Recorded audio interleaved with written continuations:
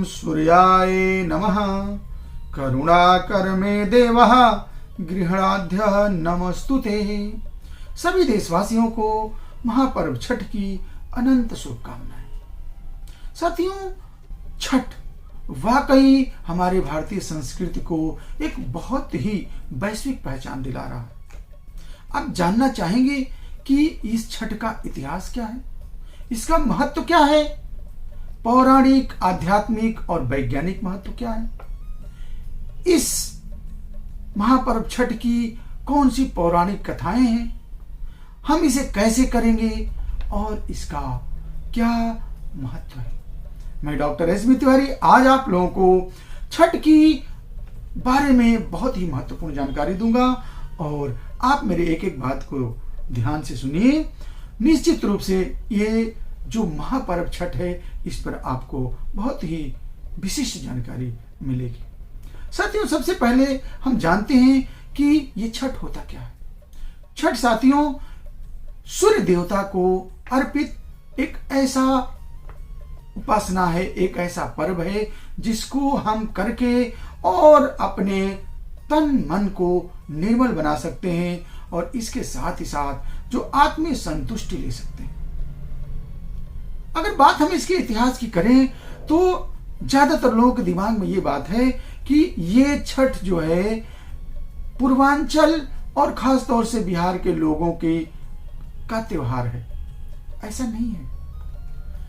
हमें अपने इतिहास को देखना पड़ेगा, जानना पड़ेगा। ये युगों युगों से चली आ रही ये महापर्व है। साथियों, किसी भी युग में जाइए, वो चाहे त्रेता युग हो, द्वापर हो, कलयुग हो, सतयुग हो, अगर सब में आप इतिहास उठा के देखें तो इस तिथि का, इस त्योहार का, इस महापर्व का बहुत ही बड़ा महत्व है।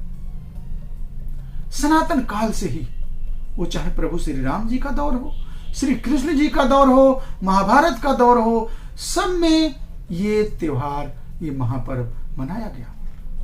वो चाहे कर्ण की बात हो, भगवान श्री रामचंद्र की बात हो, 14 साल के वनवास के बाद जब प्रभु श्री रामचंद्र जो है अयोध्या आए तो उन्होंने रावण के वध के से जो पाप या जो लांछन लगा था उसको, उसकी शुद्धि के लिए उन्होंने यज्ञ का अनुष्ठान किया।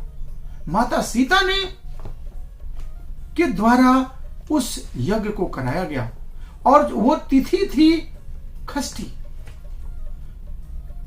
कार्तिक मास शुक्ल पक्ष की खष्टी तिथि को ये यज्ञ हुआ।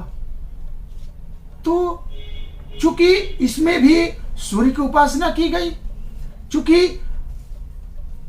प्रभु श्री राम सूर्यवंशी थे भी, तो सूर्य की उपासना की गई, तब से ये छठ का महापर्व मनाया जाने लगा।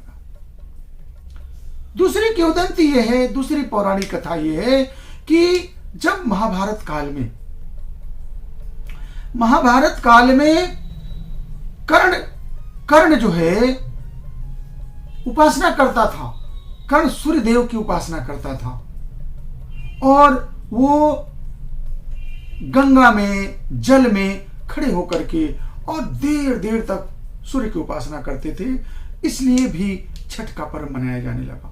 इसके साथ ही साथ पांडवों की कहानी है कि जब पांडव जो है जुए में अपना पूरा राजपाट हार गए थे तो द्रौपदी ने छठ किया और जिससे उनका राजपाट पुनः वापस आया। उसी तरह से राजा प्रियंवद की कहानी है कि उनको संतान नहीं हो रही थी तो संतान प्राप्ति हेतु उन्होंने यज्ञ किया और यज्ञ के द्वारा उन्हें संतान प्राप्ति हुई और उस यज्ञ में भी उन्होंने सूर्य की उपासना की और वो तिथि थी कार्तिक मास शुक्ल पक्ष की खष्टी तिथि। तो इस तरह से अनेक पौराणिक कथाएं हैं जिनके द्वारा इस महापर्व की सत्यता और सिद्ध होती है। अब हम इसके अगर वैज्ञानिक महत्व की बात करें, सबसे बड़ी चीज क्या है कि अगर वैज्ञानिक दृष्टिकोण से किसी भी त्योहार को अगर हम लेते हैं तो साथियों हमारे सनातन संस्कृति के जितने भी त्योहार हैं उनका कहीं न कहीं बहुत बड़ा वैज्ञानिक महत्व है। अगर हम उसको उसी विधि विधान से करें तो हमें आध्यात्मिक रूप से तो फायदा मिलेगा ही, हमें वैज्ञानिक रूप से भी बहुत फायदा मिलेगा। अब जैसे देखिए, इस छठ की उपासना की हम बात करें तो इसमें सूर्य की उपासना की जाती है और सूर्य ऊर्जा का स्रोत होता है। हमारी माताएं बहनें क्या करती हैं कि जब सूर्य अस्त होता है तब वो अर्घ देती हैं, और जब सूर्य जो है उगता है तब देती हैं। दोनों ही समय सूर्य में एक विशेष ऊर्जा का प्रवाह होता है जो हमारे शरीर के लिए, हमारे मन मस्तिष्क के लिए बहुत ही लाभप्रद होता है। और इस समय ध्यान दीजिएगा, हर तिथियों का अपना अपना एक बहुत बड़ा महत्व है। अगर कार्तिक मास शुक्ल पक्ष की षष्ठी तिथि को अगर आप ऐसा करें तो आपको विशेष लाभ होता है। हमारी माताएं बहनें इसमें बिल्कुल शुद्ध शाकाहार तरीके से ये 4 दिन तक अपने आप को पूरी तरह से समर्पित भाव से एक ऐसा माहौल बना करके और इस महापर्व को करती है, जिससे निश्चित रूप से परिवार में, समाज में, और अब तो चूंकि इसका इतना ज्यादा बड़े स्तर पर किया जा रहा है कि पूरे विश्व के लिए एक तरह से छठ पर्व के रूप में महायज्ञ होता चला जा रहा है। जो निश्चित रूप से जिस तरह से हमारा योग विलुप्त हो गया था, स्वामी रामदेव जी ने योग को, चूंकि योग कोई स्वामी रामदेव की चीज तो थी नहीं, लेकिन स्वामी रामदेव जी ने योग को पुनः जागृत किया।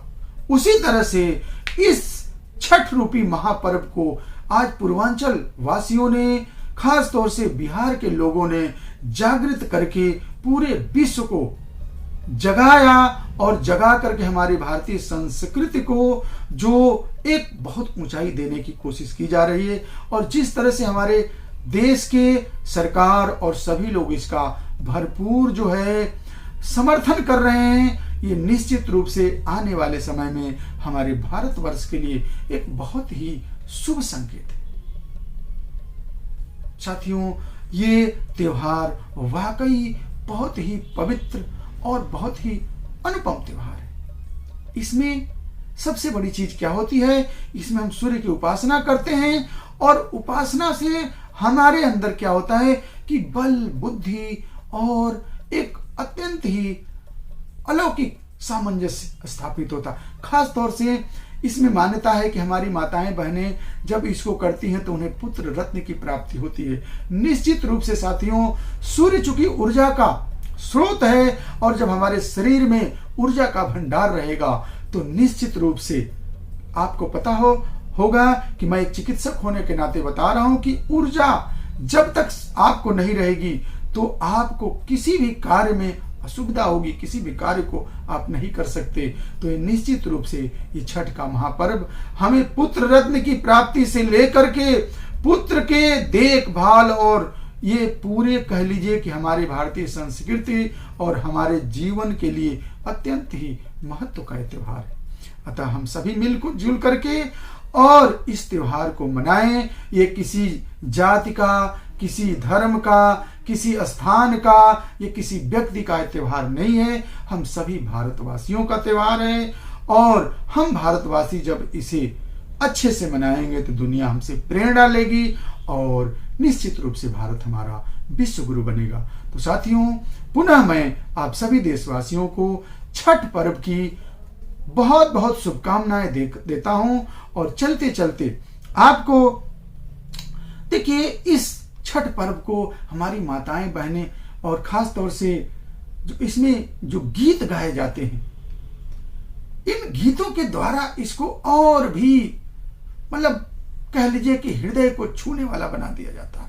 निश्चित रूप से आप अगर कहीं छठ हो रही है और हमारी माताएं बहनें द्वारा जब इस छठ को आप देखेंगे, श्रवण करेंगे, अनुश्रवण करेंगे, तो निश्चित रूप से आपके अंदर एक बहुत ही गहरी ऊर्जा का जो है समावेश होगा। जैसे तमाम गीत है, जैसे आपको मैं एक लाइन सुनाता हूं। कांच ही बांस के बहंगिया, बहंगी लचकती जाए, बहंगी लचकती जाए। तो ऐसे तमाम गीत हैं जो छठ माँ की पूजा को, महापर्व को और भी मनोरम बना देते हैं। तो बहुत बहुत धन्यवाद। जय हिंद, जय भारत।